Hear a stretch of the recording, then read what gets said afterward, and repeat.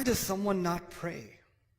I'm not talking about you, my dear son or my daughter. I'm not talking about you, but just let's ask the question, why does someone not pray?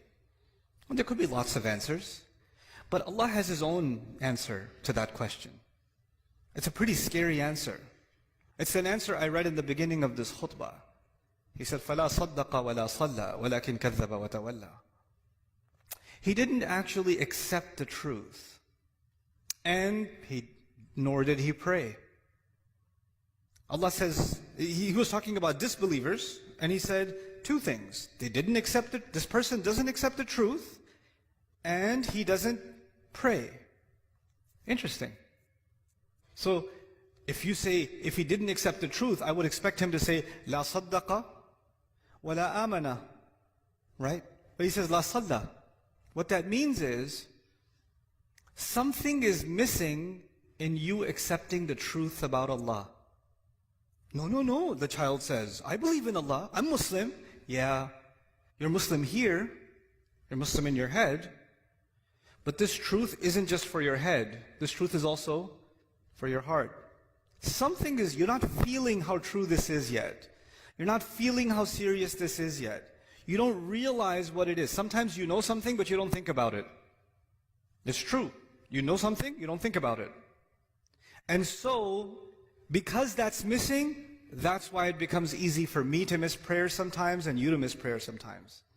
That will happen because our heart becomes a little distracted. And that truth of this deen, the truth of who Allah is, that truth goes in a shelf in the back of our mind and we get distracted and don't think about it. That's what Allah is saying. So, Allah doesn't need you to pray.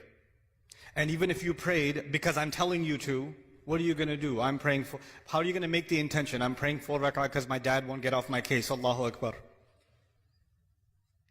Allah even told us, the Prophet told us, actions have no value unless they have the right intentions. إِنَّمَا الْأَعْمَالُ بِالنِّيَّاتِ.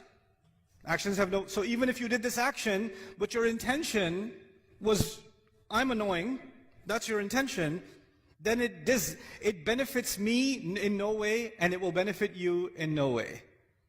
The only one that can benefit from your actual sincere prayer is you. Now, okay, fine. That's the answer to the question, why would someone not pray? 2 more things to talk to you about. One of them is, what's the purpose of praying? Like, what's the point? Because you might think the purpose of praying is so you don't burn in hell. The purpose of prayer is because if you don't pray, Allah is going to hate you. The purpose of prayer is if you don't pray, you're just going to get punished. Or you won't even be a Muslim anymore. The angels will curse you and all this negative stuff. Allah didn't mention those purposes. The purpose of prayer is not to get away from something negative. The purpose of prayer is to run towards something positive. That's the purpose of prayer. Do you know the difference between the student who's studying so they don't fail and the student who's studying because they love the subject? One student is studying because of something positive. The other student is studying because they're trying to escape something negative. An employee who loves their work and an employee who just doesn't want to get fired. They're doing the same exact job. But one of them is so happy, so filled with joy, and one of them is so depressed and so miserable. Why? Because one of them is doing this to escape something negative, and the other one is doing it to go towards something positive. Allah in the Quran, when He told me about the prayer and why we should pray, what's the point of the prayer? He said, He told Musa alayhi salam this when he met him. He said, أَقِمِ الصَّلَاةَ لِذِكْرِ. Make sure you maintain the prayer so that you can remember me. Maintain the prayer so you can remember me. I told you already, my relationship with you is very limited. But your relationship with Allah started a long time before you even came in this world. And your relationship will continue with Him a long time after you even leave this world. And that relationship is worth remembering because every good thing that comes to you comes from that relationship. Some good things come because I'm your dad. Some good things, but all the good things that come to you only come to you because of that relationship. So if you want all the positive things to stay in your life, you must remember where all of the khair comes from. all of the ni'mah comes from, all of the rizq comes from, all of the guidance comes from. So Allah says the best way you can remember that is that you remember Allah by prayer. The best way to remember Allah is the prayer. أَقِمِ الصَّلَاةَ لِذِكْرِي. That's why you should pray. And finally, okay, that's why you should do it. But just because you're doing it for the right reasons, that's not Allah. Allah says that's not enough. There's some benefits too. There's some good things will come your way when you truly remember Allah. When you truly remember Allah the way He wants you to. And the way He wants you to is these prayers. If you can do this, Allah says, إِنَّ الصَّلَاةَ تَنْهَى عَنِ الْفَحْشَاءِ وَالْمُنْكَرِ. And even in this ayah, وَلَذِكْرُ اللَّهِ أَكْبَرُ. He says prayer has the benefit of stopping you from falling into things that are indecent. Because indecency is all around you, and I, son, cannot stop you from being exposed to it. Indecency is on your device. Indecency is at your school. Indecency is among your friends. Indecency is at an Eid party when you're going to a corner talking to your friends. Indecency will be everywhere. And every time you go towards indecency, your heart will get damaged. And Allah says, if you can maintain this prayer, it will prevent you from falling into indecency. And once you fall into indecency, then you become, like if you're breathing in pollution, at first you will cough, right? But if you stay long enough, you just get used to it. Well, indecency is like that. When you're taking it long enough, it's not that big of a deal anymore.